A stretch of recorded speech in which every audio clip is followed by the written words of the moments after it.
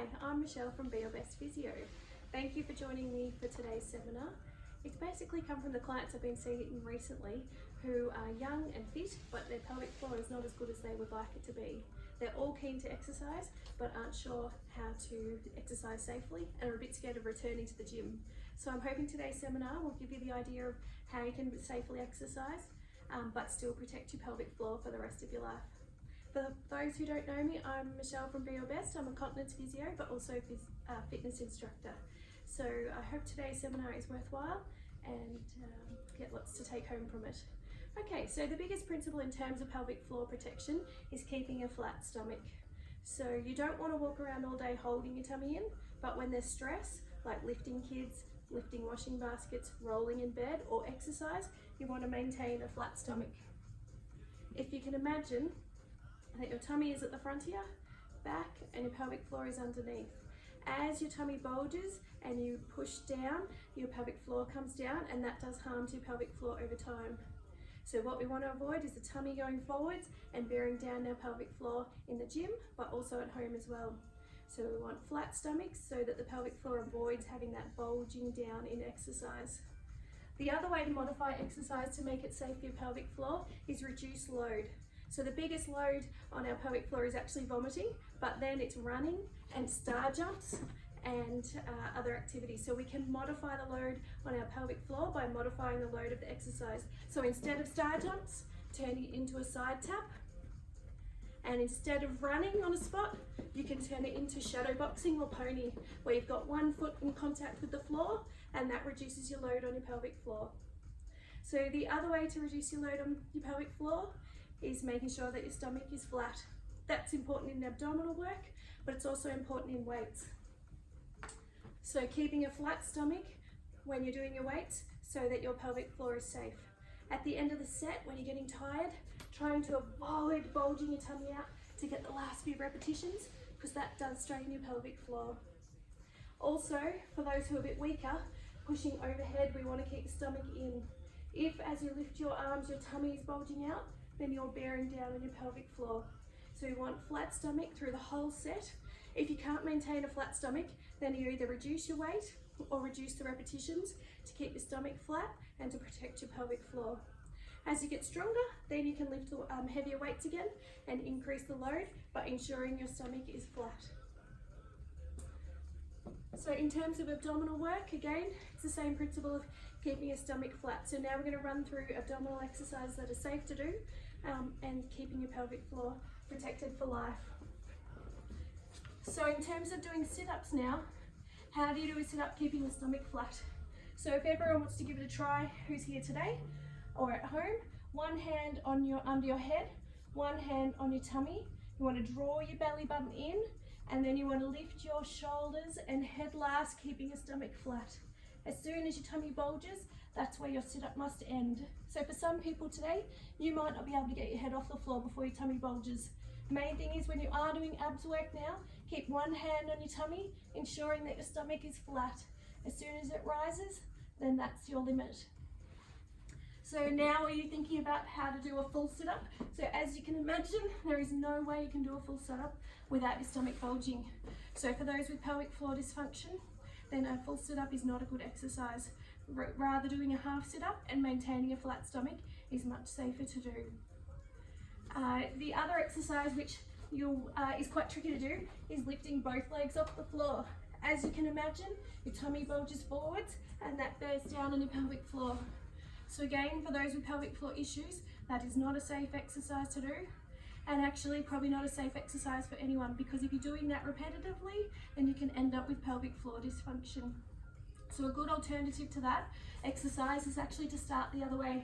So starting with your legs up, hands on your tummy, and lowering the legs down, stopping when your stomach bulges, and bring it back up. If that's still too hard for you to do, then you can use the band on your feet to make the load less. So popping the band on the feet up to the roof and using your arms to take the pressure away, and so that you can maintain a flat stomach. So you're better off doing a smaller, slower movement, and better off doing an easier version and keeping your stomach flat rather than doing a harder version and bulging your tummy and hurting your pelvic floor. So flat stomach is the principle. Let's try another common Pilates exercise or abdominal exercise. We're going to do hands on your tummy and we do 2 leg floats. So lifting one leg up, if you'd like to give it a try you can, and lifting the other leg up and then down and down. We've got our hands on our tummy, feeling for a flat stomach. If your stomach is bulging when you do that, it's not a safe exercise for you to do at the moment. So do you want to give it a go and feel what your stomach feels like when you're doing that? So let's go shoulders down, flat stomach, drawing your belly button in a fraction, lifting one leg, lifting the other leg, down and down. If you can't do it, lift one leg, start to think about lifting the other leg. When it doesn't work, pop your feet back down and try again. We're thinking shoulders down, stomach in, down and down. So I could see here today there's a few people that are struggling with that, but that's okay. Keep working at it, keep talking to yourself. On the Be Your Best website there's a video of that exercise with all the right instructions as well. So keep practicing, and usually it takes 7 or 10 days and you'll get the knack of it. Okay, for those who can do that, then you're ready for harder ones. So let's come up to a double knee float, lifting one leg and the other, shoulders down, and now extending one leg out and in. Your hands are on your tummy, feeling for a flat stomach. If you miss it with your hands, the other way you can judge how you're going is thinking about clicking. So if you can hear clicking in your back or clicking in your hips, again, your stomach is bulging and you're using the wrong muscles to do the exercise. So do you want to give that a try now? We're aiming for flat stomach, shoulders down, and no clicking. If this is too hard for you to do, go back to the easier ones, doing up, up, down, down. For those who are finding this easy, switch to double legs. So 2 legs out in. Again, maintaining a flat stomach. If your stomach is bulging, better off coming back to an easier option and making your stomach stay still. If this is too hard for you, then use the band. So this is the way you can continue in normal exercise class, but be able to do it safely. So using the double band out and in to maintain flat stomach and to maintain your pelvic floor health. No clicking, shoulders down, and breathe. 4 more. 3, 2. Awesome, and back down. Okay, so another common abs exercise we do is the roll down. So pulling up through your spine, shoulders down, and rolling down and up. So again, we want to maintain a flat stomach. So if that's too hard, the way to make the exercise easier is to tuck the ball under your tailbone so that you're rolling into the support and coming back up. The other way to make it easier and to keep a flat stomach is use your hands. So your hands are taking some of the load away and making it easier to keep a flat stomach. Okay. Another common exercise is the plank.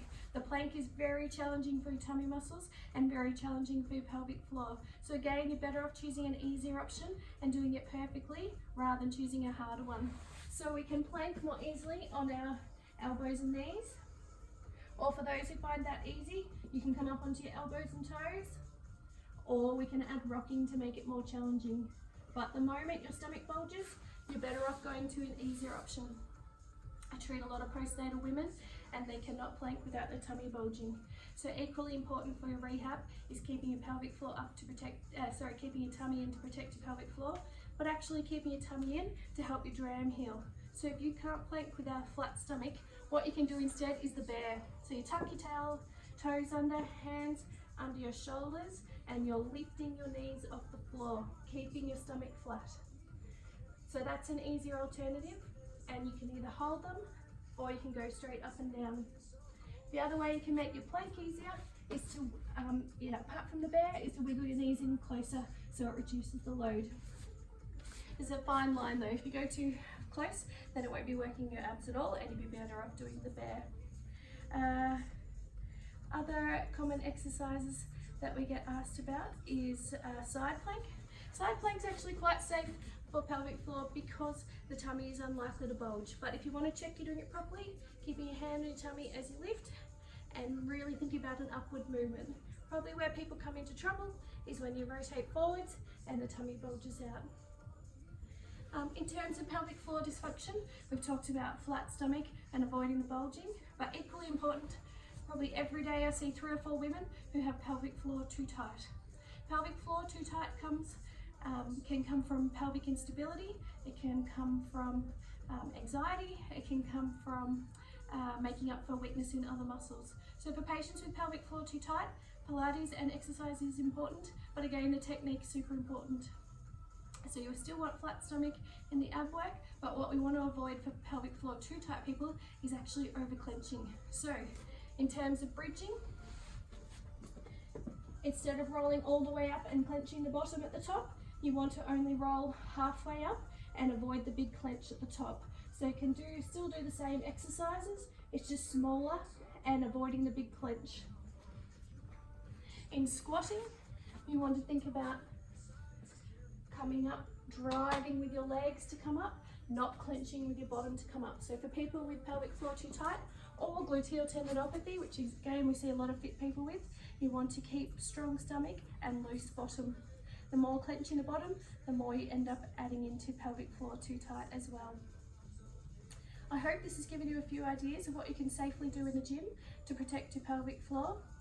This seminar doesn't replace individual instruction, so if you have any issues, then come and see us one-on-one to chat about how to modify your gym program. You want to ensure that your stomach stays flat, reduce the load, and if you're on the pelvic floor too tight side of things, then you want to think about unclenching your bottom as well to protect yourself. If you have any further questions, you can contact us at Be Your Best Physio. Thank you.